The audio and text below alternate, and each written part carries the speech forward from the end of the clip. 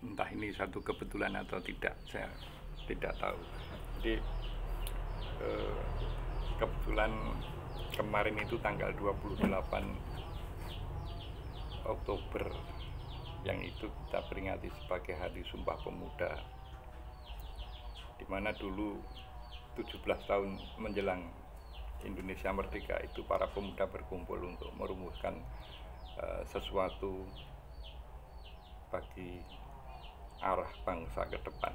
Meskipun pada waktu mereka berkumpul itu Indonesia sebagai sebuah negara belum lahir, tapi ada kesadaran bersama untuk merumuskan persatuan Indonesia. Nah, kemudian saya kontraskan dengan apa yang terjadi di kalangan koalisi partai peserta pemilu, yang kebetulan saya melihat di kalau tidak salah CNN Indonesia ya, itu yang menayangkan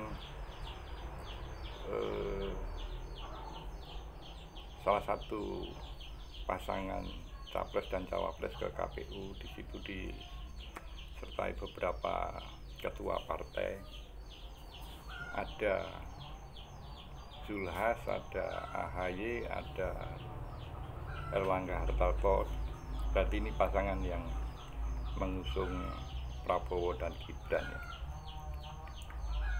Saya hanya membayangkan dua peristiwa itu, peristiwa berkumpulnya partai yang berkoalisi dengan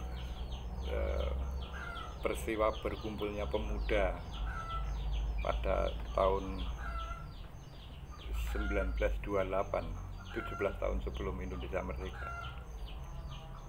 Sepertinya ada kontradiksi ya, atau kalau bukan kontradiksi, satu perbandingan yang sangat jomplang begitu.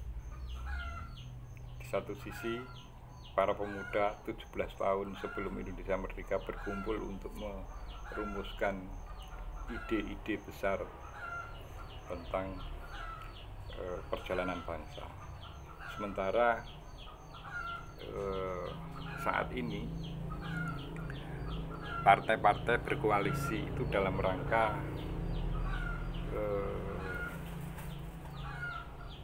tujuan penting bagi partai ya, untuk memenangkan kontestasi pemilu 2024.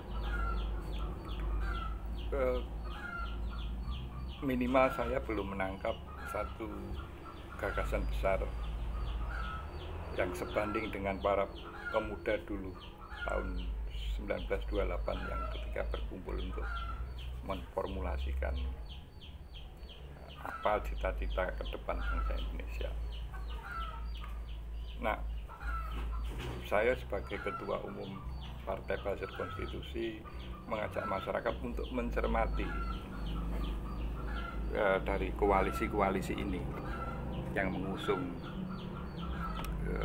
Prabowo Gibran, Ganjar Pranowo dengan Mahfud MD, Anies Baswedan dengan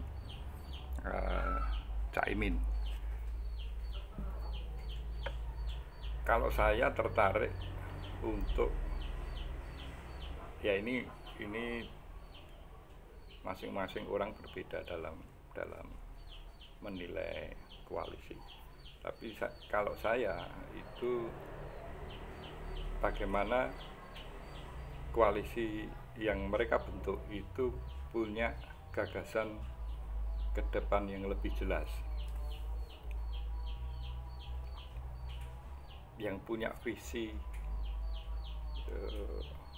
perjalanan bangsa ke depan yang kalau toh belum bisa persis seperti yang diamanatkan oleh para pendiri bangsa, yaitu Indonesia yang sesuai dengan konstitusi Undang-Undang Dasar 1945.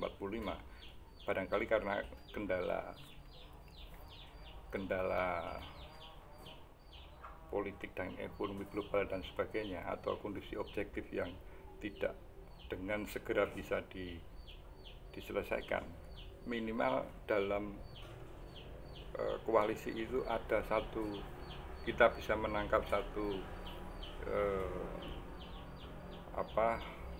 roadmap atau peta yang akan mereka buat tentang Indonesia.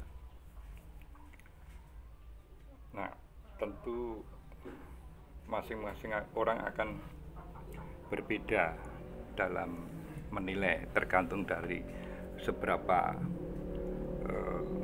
informasi yang mereka terima, kemudian mereka olah sehingga bisa menyimpulkan bahwa koalisi inilah yang paling sesuai dengan harapan para pendiri bangsa. Saya bukan juru bicara atau juru kampanye siapa-siapa, tetapi saya punya pilihan, dan pilihannya jelas berdasarkan kriteria yang tadi saya sebut, yang paling mendekati dengan apa yang dicita-citakan oleh para pendiri bangsa. Yang lebih konkret tentu bagaimana mereka nanti akan merealisasikan pasal 27, pasal 33 dan pasal 34. Itu dulu yang secara lantang harus tidak hanya dijanjikan, tetapi harus dibuktikan dengan kerja yang bakal mereka tempuh. Salam konstitusi.